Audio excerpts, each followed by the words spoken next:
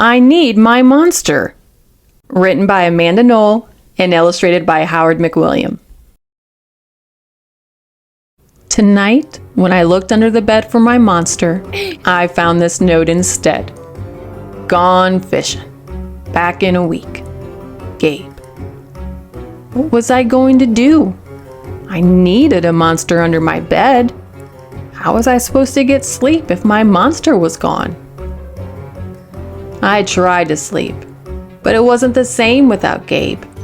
I missed his ragged breath, his nose whistling, the scrabbling of his uncut claws.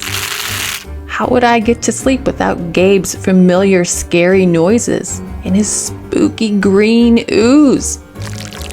It was no use. Gabe would be gone for a week, and I just had to have a monster. I climbed out of bed so my parents wouldn't hear me. Grown-ups have some strange ideas about monsters under beds. I knocked on the floorboards, then scrambled back under my covers.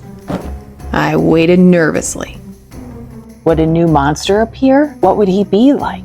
Would his snorting be as cheerful as Gabe's? When I heard some creaking under my bed, I knew that the substitute monster had arrived.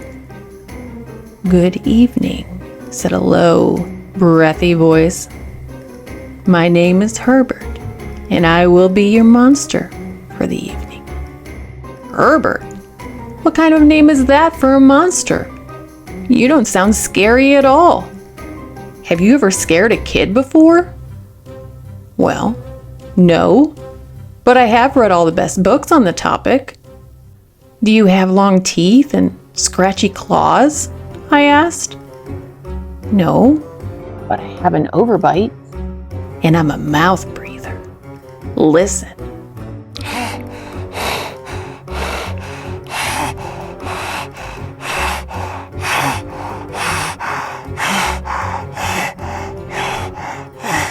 Herbert's panting was kind of scary, but it wasn't enough for me. Listen, Herbert, I'm sorry. I just don't think this is gonna work. It's nothing personal, but I really need a monster with claws. Picky, picky, Herbert complained. As you wish. I'll go. There was some more creaking, then Herbert was gone. Some scratching warned me that a second monster had appeared. "Good evening," said a high, silky voice. "My name is Ralph. I understand you need a monster with claws. If you could just lean over, I will hold out an arm for inspection." I crouched on the edge of the bed, hoping to see a horrible, shaggy arm with sharp, ragged nails. Instead, I was surprised to see sleekly brushed fur with smooth, shiny claws. "Excuse me, I don't mean to be rude," I asked, but Is that nail polish on your claws? "Yes, it is," Ralph replied. "I believe professional monsters should always be well groomed." I could tell that this was not going to work either. "I'm sorry to disappoint you, Ralph, but I need a monster with scary claws. Like Gabe's," I thought.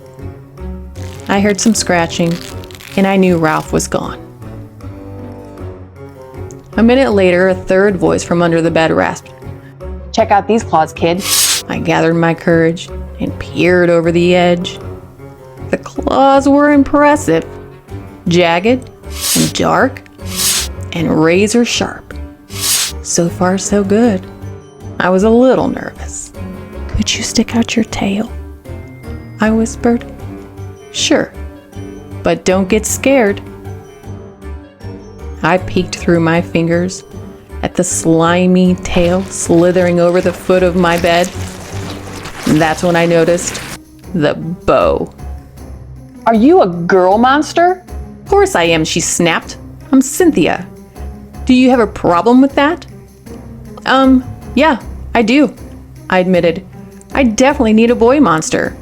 Boy monsters are for boys, and girl monsters are for girls. Everybody knows that." "Well, aren't you a picky one?" she sniffed. And then she was gone. Was I being too picky? No. I knew that my monster needed to be well-clawed and menacing. The whole point of having a monster, after all, was to keep me in bed, imagining all the scary stuff that could happen if I got out. Then I heard a shuffling noise and some slobbering. A fourth monster was under my bed. Hey, the name's Mac. One look at his claws proved that Mac was a big, scruffy boy monster. Well, I shivered. Maybe this one would work out. Those are excellent claws, but do you have a long tail? I leaned over to see. No, my tail is stumpy, Max slurped. But I do have an unusually long tongue. Why would I be afraid of a long tongue? I asked. Oh, I don't know, he said, trying to sound terrifying. You never know when I might lick you. I fell back on the bed laughing. Well, if you're not going to even try to work with me, Mac whined. I held in my giggles. I really don't think you should send me away, he warned. Kids who reject 5 monsters in one night. I did not reject 5 monsters tonight, I interrupted. My regular monster went fishing. Fishing, eh? Maybe he just left because you're so picky. Fine, I'm out of here. But I wouldn't expect another monster tonight if I were you. How was I ever going to get to sleep without my monster? I was surprised to hear more creaking under the bed. Loud creaking. Scratching. I thought no more monsters were going to appear tonight, I said. Sorry I'm late, kid. Whew. It was Gabe. I thought I would enjoy fishing, but I didn't, he explained. Those fish scare too easily. No challenge at all. You, however, are challenging, my friend. You're almost too old to be afraid of monsters. You keep me on my toes. Ah, toes. What a delicious snack. The bed quivered as Gabe's stomach rumbled with hunger. Now, if you don't mind, I'd like to start the evening with an ominous puddle of drool. I peeked over the edge of the bed. Green ooze spread soundlessly from underneath. Then the bed trembled as Gabe unfurled his spiked tail. He was daring me to guess where he might pop up. I shivered.